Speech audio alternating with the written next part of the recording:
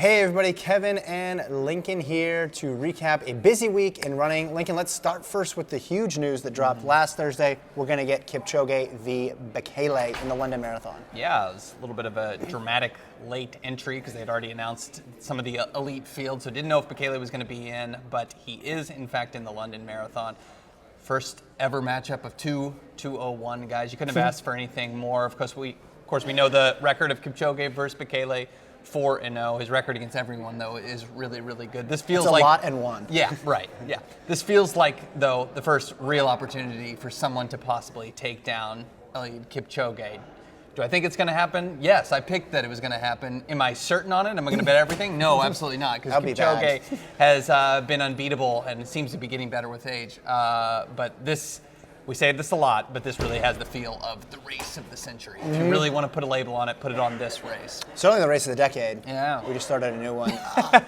Look, Bekele is the only guy you could really make a coherent argument for beating Kipchoge on its merits. Sure, there's other people who could pull off an upset because it is the marathon is unpredictable, but when you run 2:01:41, just 2 seconds slower than the world record holder, you have to at least give him a shot to do it. I disagree with you. I don't think he's going to be able to do it. Consistency has been his issue throughout his marathoning career. I don't think that changes here. And on the other side of it, Kipchoge has just shown no signs of vulnerability or weakness. But yeah, because of what he did last year in Berlin, you have to give him at least some % chance that he could do the unthinkable here. And how much credence do you give the argument that, or not the argument, but the I guess the reports that when Bekele ran the 2:01 back in last September, everyone said he really got fit this time. Yeah. He's taking it seriously now. You figure that would continue now that he's seen proof that he can be, if not at the level, close to the level of Kipchoge.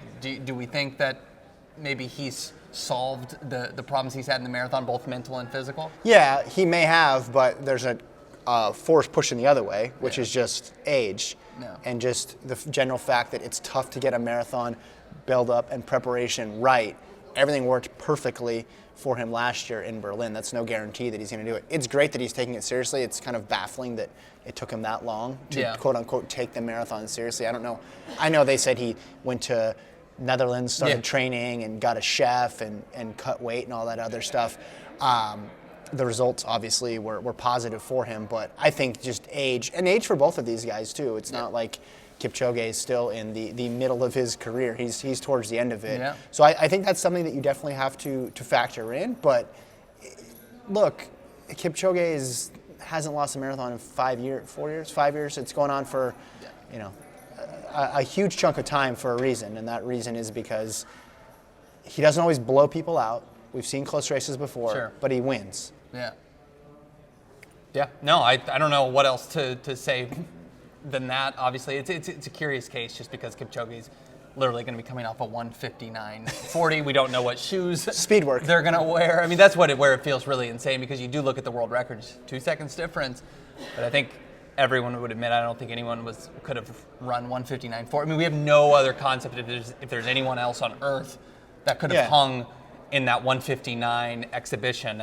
So that in itself feels reason to think we can't even put these guys in the same playing field, even if their quote-unquote records are 2 seconds apart. Sure, but based on Bekele's history, I mean, you could see his DNS here, you could see a DNF here, you could see a 2:06, and based on Kipchoge's history, you know what you're going to see. Yeah, you're going to get 2:01 to 2:03. Right, exactly. You can schedule that in. Schedule that tweet right now. Yeah.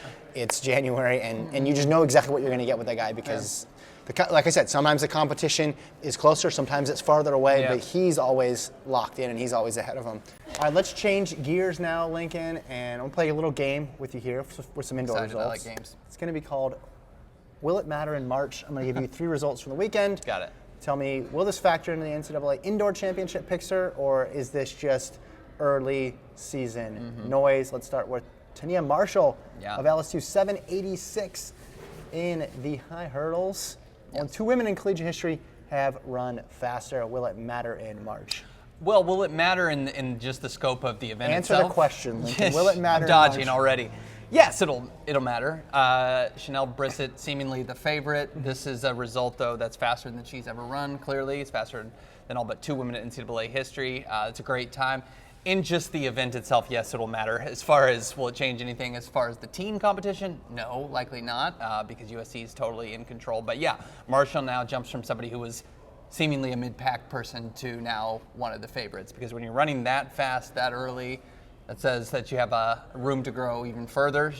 Yeah. You know, these athletes break out every single year in college that you really didn't expect a ton of, and she looks to be a candidate right there. So yes, it'll matter. Yeah, I never had her mid-pack. I mean, I had her behind Brissett preseason, but I think she was right there, and now obviously, yeah, I think she moves into the favorite slot just for now. And if you're talking about the USC, are they going to pull off this crazy sweep of all the sprints and hurdles?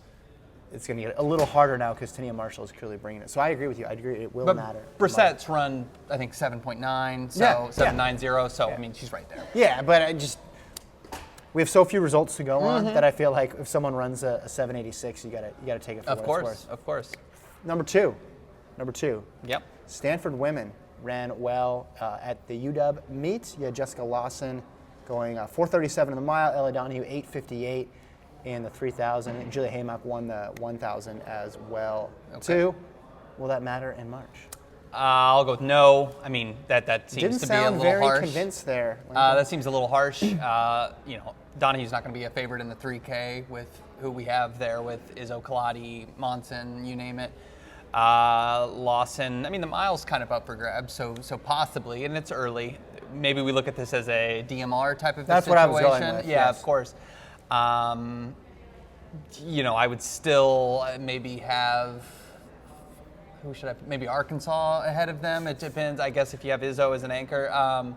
So I guess that maybe. We're not doing the maybe game, though. I'm still going with no. I'm going with no. This game is off to a resounding start. I'm going to go with no on that one. I'm off the, yes, but it's a good sign.